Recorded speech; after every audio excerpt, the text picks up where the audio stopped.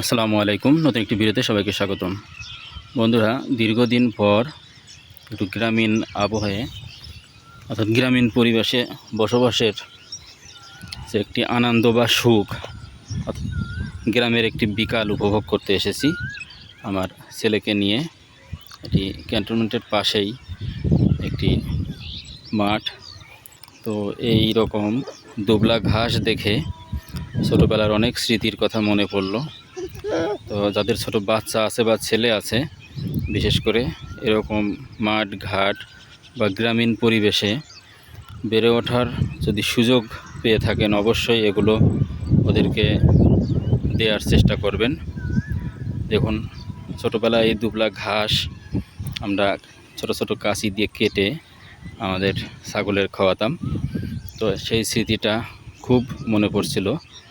যদি এরকম জীবনে আবার ফিরে যেতে পারতাম, এমনটাই মনে হয়। তো যাই হোক, আসলে শহরের এই ইট পাথর বালিকোনার মাঝে এরকম গ্রামীণ পরিবেশটা খুব মিস করি।